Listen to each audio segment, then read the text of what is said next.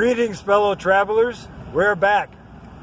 Now, we needed to relax and unwind, so sorry, no dick pics of us in the hot springs. I know you might be disappointed, but, you know, hey, I don't know you that well. You better buy me a beer first. I'm cheap, but I'm not easy, okay? So,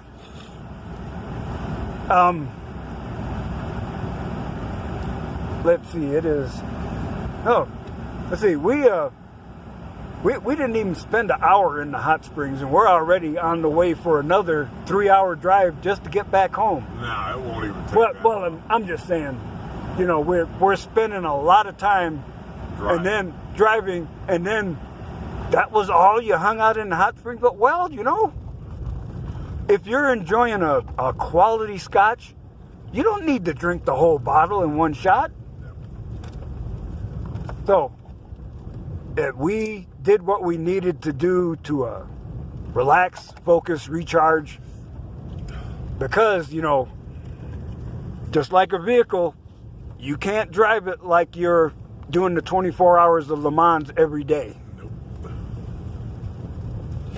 And a prudent man knows, and I've learned this, I was reminded of this lesson the hard way, you don't do stupid shit with your daily driver.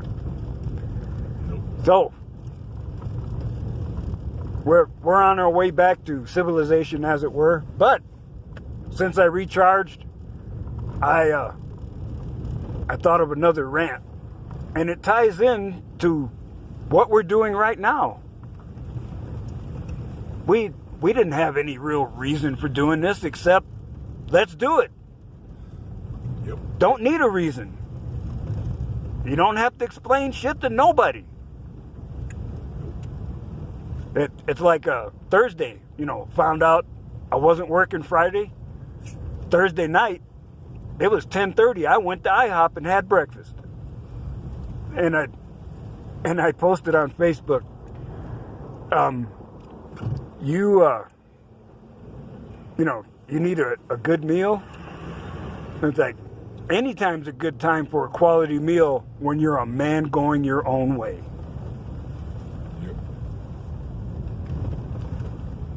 And, you know, I can literally say, and this is not an exaggeration, MGTOW saved my life. Now, I actually had to look at the paperwork to know the date. January 29th this year, it will be 5 years since my divorce was finalized. And I drifted all that time. I didn't really have a purpose. You know, I did things, you know, I did the hardcore party deal, and I surprised the hell out of some 20-year-olds. I was like, wait a minute, you got up at when? 3:30, and you did what? Rode my bike 10 miles to work and 10 miles back after a 10-hour shift. And it's what? 2 o'clock Saturday morning, and there's kids over there passed out, and you're still swilling shots? That's right. Because I'm a badass motherfucker. But a prudent man knows you can't party like that every weekend. So, I have done it just enough to show the kids, yeah, you ain't got nothing on me. I show you juvenile delinquents how we used to party old school. I also did that at the last decompression. I was actually awake and moving from 11 o'clock Friday morning to 7:30 that Saturday morning. I was continually on the move. And it took a lot of energy, and I have to admit, that Saturday, when I got up after a short rest, I was an energy vampire. I was desperately seeking hugs from people just so I could get a little energy and feel better. And it even messed me up psychologically. I had a rough time, but that's another story. Well, actually, it ties into the story because I had something to do now. I have a purpose. You know, I'm actually enjoying my schizophrenic existence because it is part of my course of radical self-actualization. I'm trying to be the best me I can, not to please some woman who is already mad that you're taking a time away from her. Even though working on yourself just so you're in shape so you can handle working. I've had ex get mad at that, actually. Oh, I don't like it when you exercise. You get too hard. I was like, well, get your fat ass off the couch and exercise with me. They're like, nope, that wasn't happening. But the whole point of this ramble is now I have a purpose.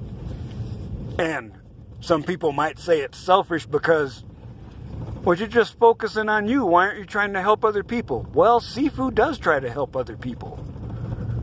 That's what he does. But the exile, yeah. He's a cold-hearted, selfish son of a bitch who's just trying to help himself. Because in the end, no one is going to help you but you. Yep. Now, as I mentioned earlier, I've managed to get back into town and I'm a lot closer to work.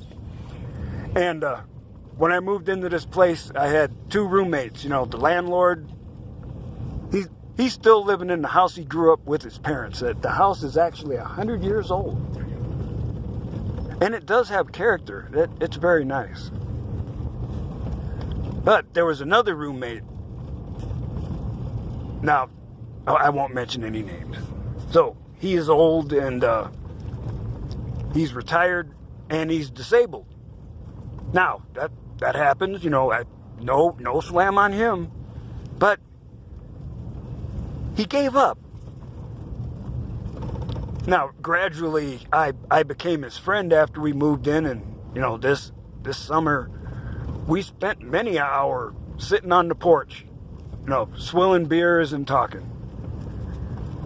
But this guy, it turned out, except for getting off the couch to walk a few feet to the screen door, let the dogs out or back in, that was all he did.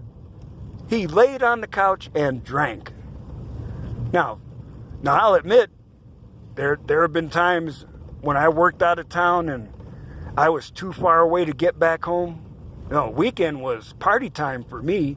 Not as in going to the bar, trying to find some thought to smash. Hell no. I kept my narrow ass in the motel room out of trouble. But, there I am. I got 48 hours, man. I would buy, bottom shelf cheap gin or vodka, gallon of orange juice, and I'd be in a whiskey fog all weekend. And literally, just stay there and do my own thing. Watch movies, read, work on gaming stuff. It was, quite enjoyable because I had nobody setting my schedule. But, think about this poor guy. He almost died on us in the house. And the landlord, he was very upset because someone has already died in the house and he didn't want it to happen again. And turns out now this guy, he's in transition to hospice because he drank himself to death. He had nothing. He searched for nothing. He just drowned himself in a bottle. Now, I'll admit, I've been there. I've had melancholy times when I just wanted to drink till I forgot or passed out. But the next day, you've got that hangover and the memories still crawl back. And especially if you're hungover, that makes it worse. But now,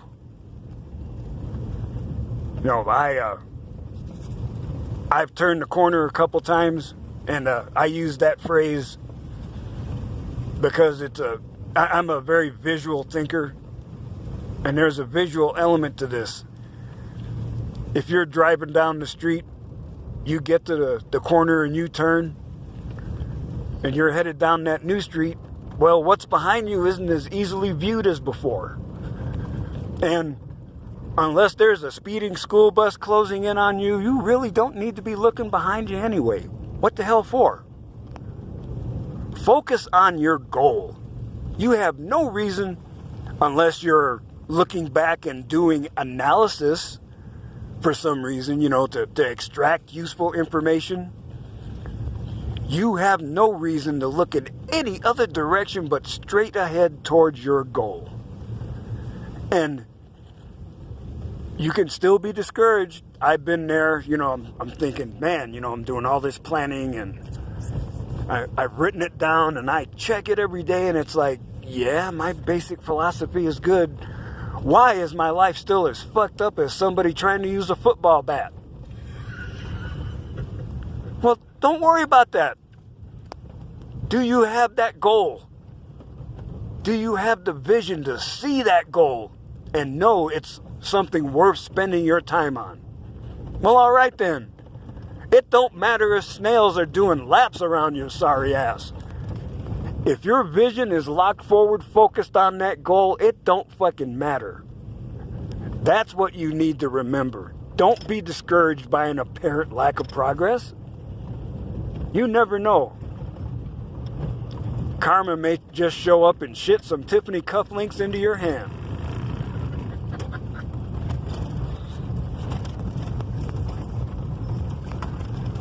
Oh, sorry, I still got my phone in the holder and I keep putting my fingers in the wrong spot.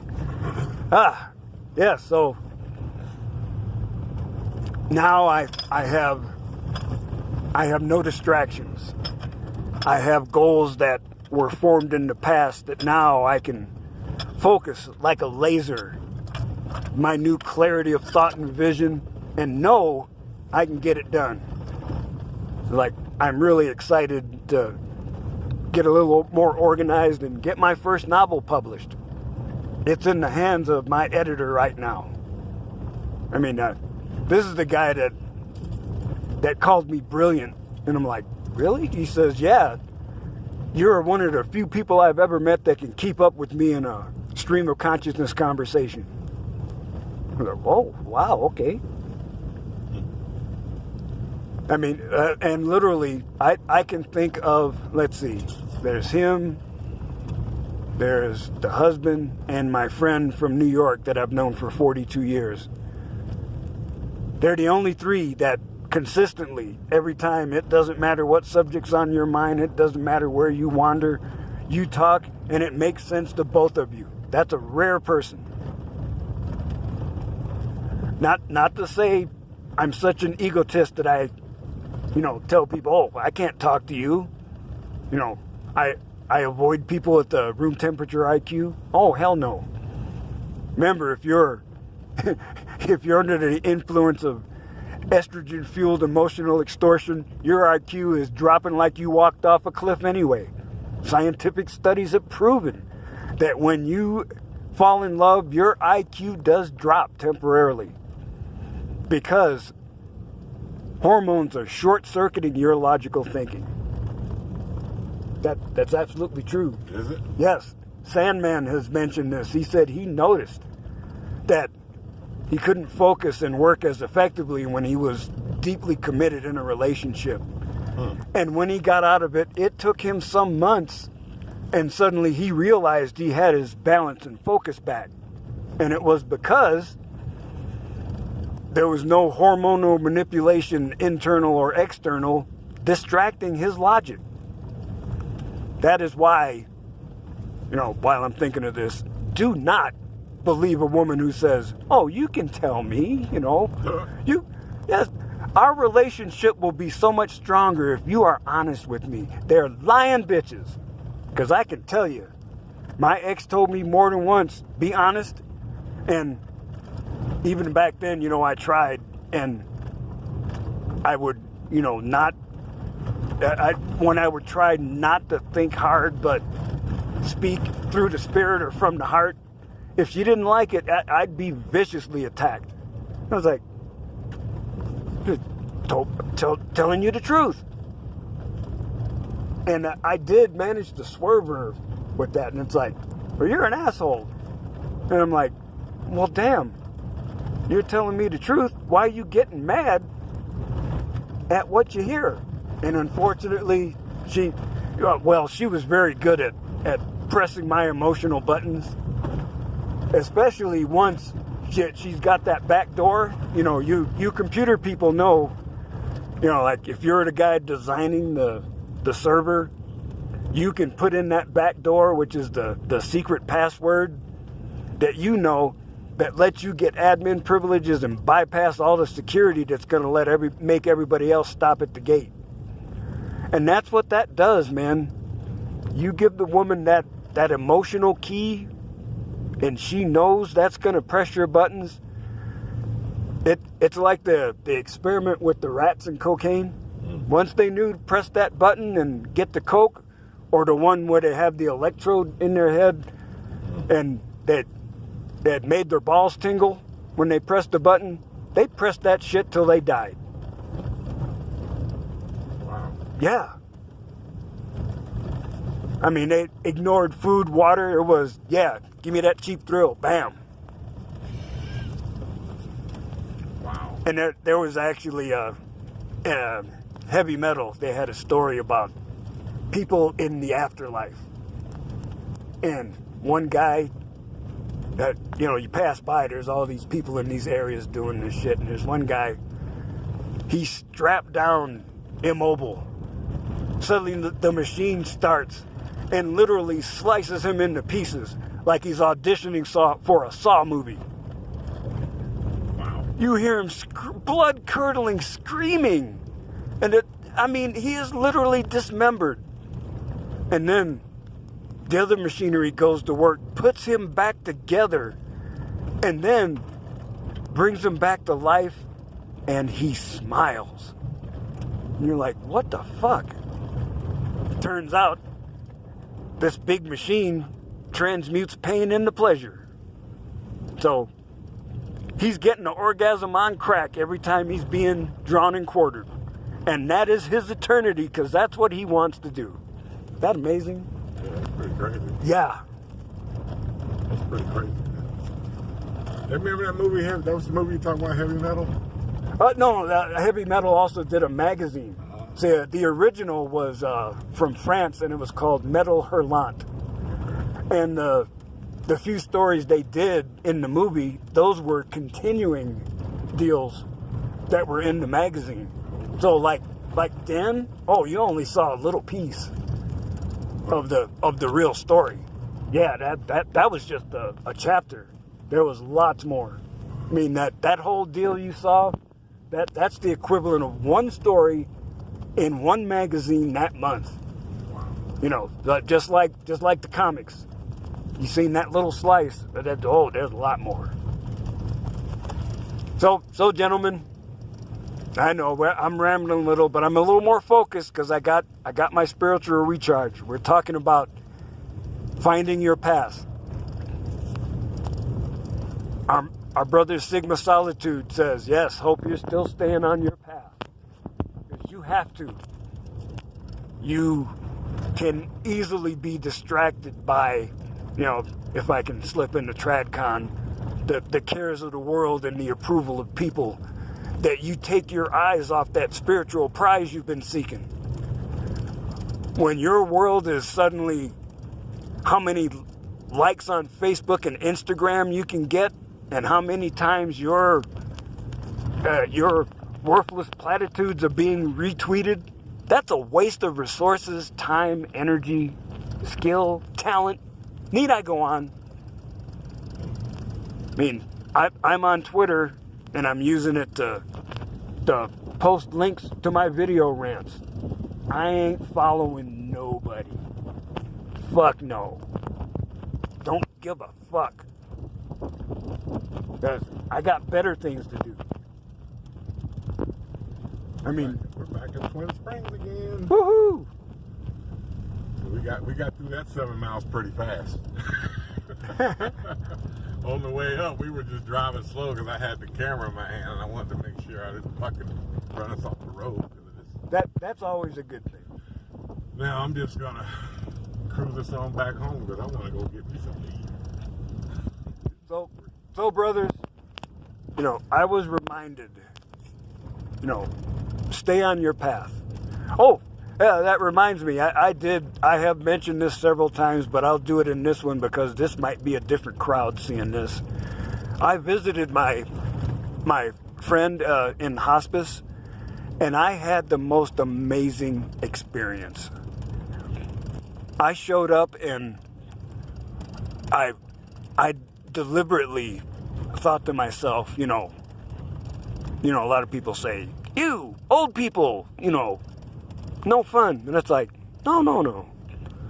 I've been in hospitals before. I've been in nursing homes before. There are people just like you. Some of them have been abandoned by their family, and they've got nothing. There are some people that are there because they're disabled, and and they need a caregiver. But, not all of them are completely crazy. Some of them are just lonely and desperate, and they want to reach out, but they're worse than me. I mean, I'm having issues with hookup culture. I mean, people older than me, this must be bewildering because all the rules have changed and they don't know what to do. So I decided, it's like, I'm not going to assume anything. I'm not going to judge. And I didn't. And suddenly, all these old people, they're coming up to me. Are you a llama? No. Are you a minister? And this is the second person. No. Are you a priest? No. And I'm like, what the hell, I take my friend out to the smoking area, and I'm like gabbing to all the old folks. And I'm not thinking anything of it. I'm just, reacting and enjoying being in the moment. It wasn't until the next day that I figured out what was going on. As Sifu, when I performed, I gave off a really good positive vibe, and it was a large expenditure of psychic energy. So it really did drain me, but it was rewarding. And it turns out that's what I was doing at the hospice. I was radiating positive energy, and I was oblivious to it. Because I was saying, why the hell are they asking me this? I'm just a guy. And it is literally a dream come true. And I'll admit, it was special circumstances. I had just gotten out of the hospital and had my own epiphany. And I was around old folks who were, when you get old and you're close to dying, you're more sensitive to spiritual influences. So I know, that particular event, pretty much a unique occurrence. But having had it happen, I know I can do it again. All it's going to take is work. So, if you're following your path and you have a mental convergence like that, you have tapped into the infinite, and, after analysis, you see that, your body, your mind, and your spirit are in harmony, and you're doing just what you want, it's fulfilling you and those around you, that is a dream come true. So it was one of the things that gave me courage. Well, more courage. I mean, I'm not scared to follow this path. I've followed my own path a lot of times just because, oh no, you can't go that way. Fuck you, I'll go where I want, bitch. Or I've had people say, be careful if you take that path, yeah, thanks for the warning. Or people that are shocked that find out, you got there from here? Oh, yeah, overseas. Reminds me, I was in the Marines and I did a Westpac tour. And although I've always been enamored with, Rome and Greece, the ancient cultures. And damn, I'd love to go back, but I don't know. Things are kind of unstable in Europe now. But I did the Westpac tour, and it made me appreciate growing up in America. Now, I'm a person of color, but I will tell you right now, I am no spirit chucker and have no desire to become one. Hell to the no. I count my blessings every day that I was born in America. And don't call me no African American neither. I am an American.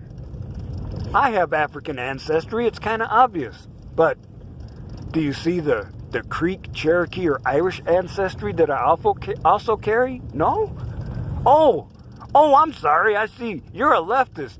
You're looking at me and saying, you're a Negro. Check off the box. Okay, it's election time. You're going to vote for Obama. Why? He's an empty suit. You're a racist. What? Yes, that I've had, conversations that boiled it down to literally that. Just because you're black, you're going to automatically yes, vote for Obama. I've had people, I've said, the Obamacare is not working. Oh, you hate people that don't have health. What? No. Wait a minute. You're not listening. Oh, you're a racist. No, wait a minute. Damn, you're suffering from Stockholm syndrome. That's right. You are identifying with your oppressor.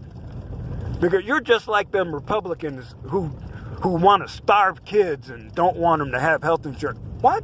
No, wait a minute. Yo. I registered as a Republican so I could vote in the primary. But, even though who I vote for is really none of your business, I am an independent conservative with strong libertarian leanings.